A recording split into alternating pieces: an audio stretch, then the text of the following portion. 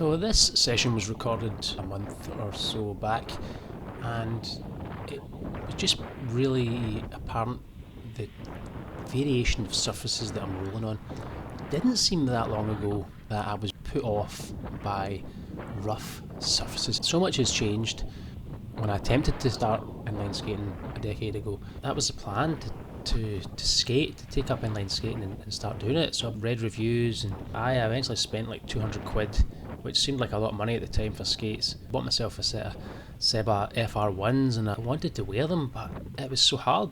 Skating on the streets around about my house even was difficult. I was self-conscious. I was just about 30, but I was clumsy. I didn't know how to stop. I could barely control my speed, and the combination of it being difficult and feeling kind of self-conscious about the whole thing was enough to put me off. And I wore them from time to time when we went out to the coast and we were on the smooth promenades. But it seemed at one point that rolling anywhere else that wasn't as smooth and flat was virtually impossible.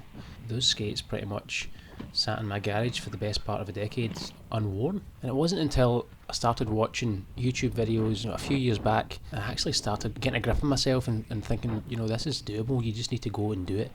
So if you have any aspirations of being a city skater or an urban type skater, and you definitely should have, because it's awesome fun, it's amazing exercise, and I don't think there's a better way to take in the sights of a city than on a set of inline skates. My advice: get yourself out onto as many different surfaces as you can and just learn to make your peace with them, learn to navigate and negotiate them, and your skills and your confidence will improve leaps and bounds, and the world will just open right up for you as far as skating is concerned.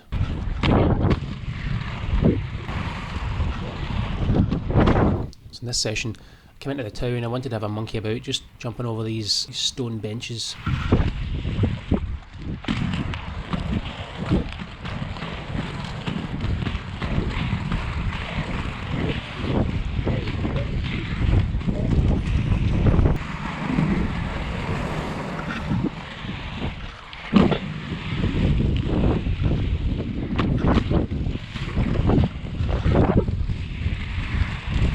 Took myself out of the town and I headed back home. So I'll talk through some of the surfaces that I'm on. So these street tiles are great when it's dry. They offer good traction. There's a predictable amount of slide.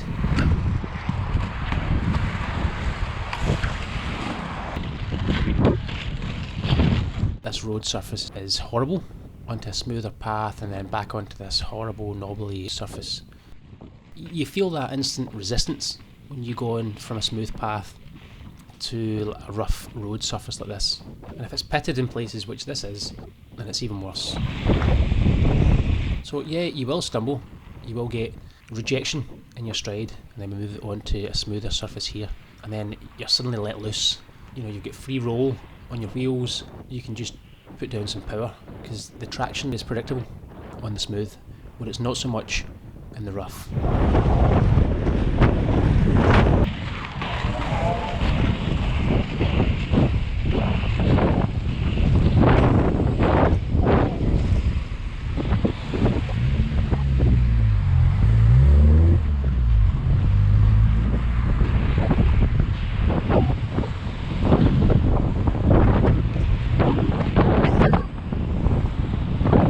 When you're going through those knobbly bits, I use the scissor stands quite a lot, it just makes sense.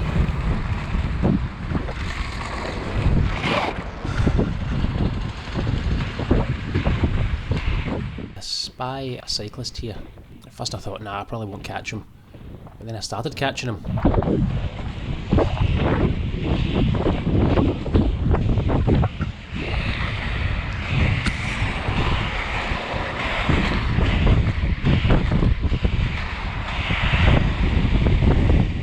To get in his slipstream, and he hadn't noticed me at this point.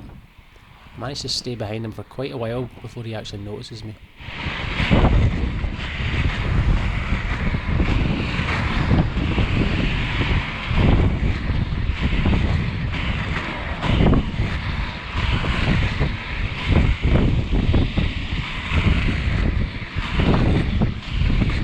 This road is fairly smooth here, but it begins to get a little bit rougher. And then he does spot me and he changes gear and he's off. I've had my fun.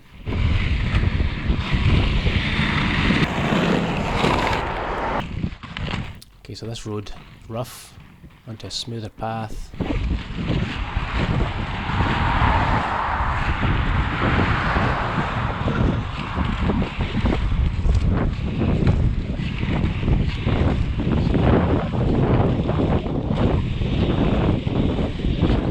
This path's decent here, so we drop the hammer.